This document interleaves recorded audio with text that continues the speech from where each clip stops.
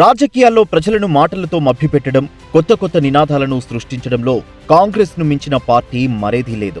ఆ పార్టీ లక్ష్యమొక్కటే, గాంధీ, నెహ్రూల కుటుంబానికి ఏదో రకంగా అధికారం దక్కేలా చూడటం. గత 10 సంవత్సరాలుగా కాంగ్రెస్ ఇందుకు విఫల పోరాటం చేస్తూనే ఉంది. జనవరి 14 నుంచి భారత్ జోడో న్యాయయాత్రను జరిపేందుకు రాహుల్ గాంధీ సిద్ధమవుతున్నారని కాంగ్రెస్ పార్టీ ప్రకటించింది.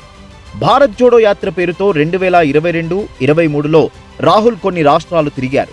రాబోయే సార్వత్రిక ఎన్నికలను దృష్టిలో పెట్టుకుని ఆ యాత్రకు కొద్దిగా పేరు మార్చి మరికొన్ని రాష్ట్రాలు తిరగాలని రాహుల్ నిర్ణయించారు.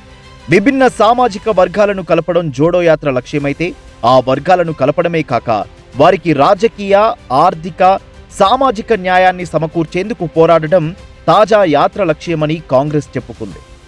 రాహుల్ గాంధీని ఎన్నిసార్లు ఏ రూపంలో ప్రయోగించినా ఫలితమేమీ ఉండదు.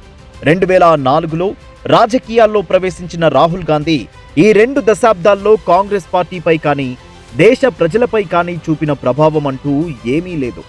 పార్టీ ప్రధాన కార్యదర్శిగా, యువజన కాంగ్రెస్ తదితర అనుబంధ సంస్థల ఇన్ఛార్జిగా, ఉపాధ్యక్షుడిగా, చివరకు అధ్యక్షుడిగా ఆయన ఏ బాధ్యత చేపట్టినా విజయవంతం కాలేకపోయారు.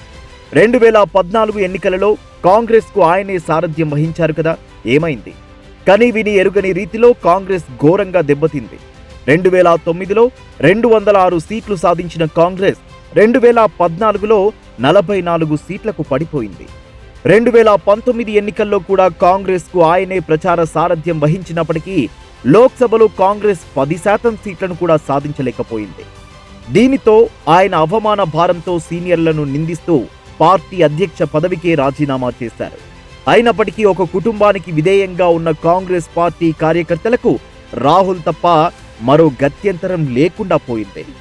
దేశంలో అన్ని వర్గాలను కలుపుతానంటూ జోడో యాత్ర నిర్వహించిన రాహుల్ ప్రజలపై ఎలాంటి ప్రభావం చూపలేకపోయారు. ఇటీవలి అసెంబ్లీ ఎన్నికల్లో కాంగ్రెస్ ఘోరంగా ఓడిపోయింది.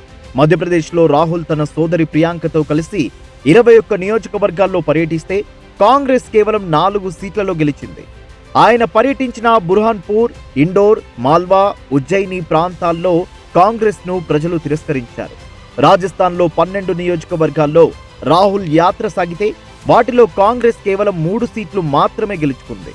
జాల్వార్, దౌసా, సవాయి మాధోపూర్, ఆల్వార్ జిల్లాల ప్రజలు కాంగ్రెస్ కు గుణపాఠం చెప్పారు. తెలంగాణలో కూడా రాహుల్ యాత్ర వల్ల కాంగ్రెస్ కు ప్రయోజనం జరిగిందని ప్రగల్భాలు పలుకుతున్నారు. కానీ 29 నియోజకవర్గాల్లో రాహుల్ పర్యటిస్తే కాంగ్రెస్ కేవలం 12 సీట్లలోనే గెలిచింది. హైదరాబాద్తో సహా అనేక ప్రాంతాల్లో రాహుల్ యాత్ర ప్రభావం ఏమీ లేదు. మొదటి విడత యాత్రలోనే రాహుల్ వైఫల్యం కొట్టొచ్చినట్లు కనపడ్డా, మరో విడత యాత్ర కోసం రాహుల్ను ప్రోత్సహించడం కాంగ్రెస్ భావదారిద్ర్యానికి నిదర్శనం. రెండో జోడో యాత్రకు రాహుల్ ఎందుకు పూనుకున్నారు? ఈ దేశంలో వివిధ వర్గాలను ఆయన యాత్ర కలుపుతుందట. రాహుల్ జోడో యాత్ర చేయకముందు భారతీయులంతా విడిపోయి ఉన్నారా? నిజానికి ఈ దేశంలో విచ్ఛిన్నకర రాజకీయాలు చేసింది కాంగ్రెస్ పార్టీయే కాదు. కాశ్మీర్, ఈశాన్య రాష్ట్రాలు కాంగ్రెస్ హయాంలోనే హింసాకాండతో, వేర్పాటువాదంతో భగ్గుమన్నాయి. దేశవ్యాప్తంగా అనేక ప్రాంతాలలో మత కల్లోలాలు జరిగాయి. ఢిల్లీలో 2000 మంది సిక్కుల ఊచకోత జరిగింది కాంగ్రెస్ హయాంలోనే. పంజాబ్లో ఆపరేషన్ బ్లూ స్టార్ జరిగింది. ఆ పార్టీ ప్రభుత్వాల హయాంలో జరిగినన్ని కుల, మత, ప్రాంతీయ ఘర్షణలు ఏ పార్టీ హయాంలో జరగలేదు. ఇదేమిటని ప్రశ్నించినందుకు ప్రతిపక్షాలను జైళ్లలో బంధించి ప్రజల ప్రజాస్వామ్య హక్కులను హరించారు. కుటుంబ పాలన, అవినీతి, ఆశ్రిత పక్షపాతం పెచ్చరిల్లింది కాంగ్రెస్ హయాంలోనే. రాహుల్ యాత్ర ద్వారా కాంగ్రెస్ తన గత పాపాలకు ప్రాయశ్చిత్తం చేసుకోవాలి. అందుకోసం తాను ప్రాయశ్చిత్త యాత్ర జరుపుతున్నట్లు రాహుల్ ప్రకటించాలి. తమ ప్రభుత్వం ప్రవేశపెట్టిన పథకాలు ప్రజలకు చేరుతున్నాయో లేదో తెలుసుకునేందుకు మోడీ, ఆయన మంత్రులు, బీజేపీ ప్రజా ప్రతినిధులు, కార్యకర్తలు నేరుగా ప్రజలను కలుసుకునేందుకు నవంబర్ 15న ప్రారంభించిన వికసిత్ భారత్ సంకల్ప యాత్ర అత్యంత విజయవంతమైంది. కేవలం 50 రోజుల్లోనే బీజేపీ నేతలు 11 కోట్ల మందిని చేరుకున్నారు. మోడీ ప్రారంభించిన వికసిత్ భారత్ సంకల్ప యాత్ర భారత ప్రజలను ఏకం చేసింది.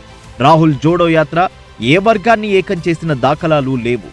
అభివృద్ధి, సంస్కృతి పరిరక్షణ ద్వారానే ప్రజలను ఏకం చేయగలమని మోడీ రుజువు చేశారు. కానీ కులం పేరిట, మతం పేరిట ప్రజలను విడదీసిన చరిత్ర ఉన్న కాంగ్రెస్ ప్రజలను ఏ విధంగా ఏకం చేయగలుగుతుంది? రెండో విడత యాత్రలో రాహుల్ ఈ దేశ ప్రజలకు ఆర్థిక, సామాజిక న్యాయం అందిస్తామని చెబుతారట. తమకు ఆర్థిక, సామాజిక న్యాయం భారతీయ జనతా పార్టీ హయాంలోనే లభిస్తోందని ప్రజలు గ్రహించినందునే గత 2 సార్వత్రిక ఎన్నికల్లో బీజేపీకి పట్టం కట్టారు. మూడోసారి పట్టం కట్టేందుకు సిద్ధమవుతున్నారని ప్రజల ప్రతిస్పందనను బట్టి అర్థమవుతోంది. రాహుల్ యాత్ర జరుపుతోంది ప్రధానంగా తమ కుటుంబానికి న్యాయం అందించమని ప్రజలను వేడుకోవడం కోసమే. ఆ కుటుంబానికి న్యాయం చేయడం అంటే దేశానికి అన్యాయం చేయడమే. కాంగ్రెస్ పార్టీ దౌర్భాగ్యం ఏమిటంటే ఒక కుటుంబం తమ భవిష్యత్తు కోసం ఆ పార్టీని వాడుకుంటుంటే కుటుంబ భవిష్యత్తులోనే తమ భవిష్యత్తున్నదని ఆ పార్టీ నేతలు భావించడం. కుటుంబ పరిధికి మించి ఆలోచించలేని దుస్థితిలో ఉన్నందువల్లే కాంగ్రెస్ పార్టీ ఆంధ్రప్రదేశ్లో వైఎస్ రాజశేఖర్ రెడ్డి కుమార్తె షర్మిలపై ఆధారపడుతోంది. ఒకప్పుడు ఉమ్మడి రాష్ట్రాన్ని ఏలిన కాంగ్రెస్ పార్టీకి ఇప్పుడు విభజిత ఆంధ్రప్రదేశ్లో పుట్టగతులు లేవు.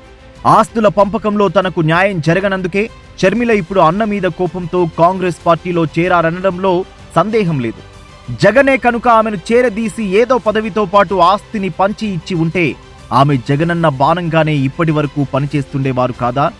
తెలంగాణలో షర్మిల ఎందుకు సొంత పార్టీ పెట్టారు? ఆ పార్టీని ఎందుకు మూసివేసి కాంగ్రెస్తో చేతులు కలిపారు? ఇప్పుడు ఆమె ఆంధ్రప్రదేశ్లో కాంగ్రెస్ను ఉద్ధరించగలరని రాహుల్ గాంధీ ఆశపడుతున్నట్లు కనపడుతోంది. తెలంగాణ నుంచి పారిపోయిన నేత ఆంధ్రప్రదేశ్లో కాంగ్రెస్ని ఏం ఉద్ధరించగలరు?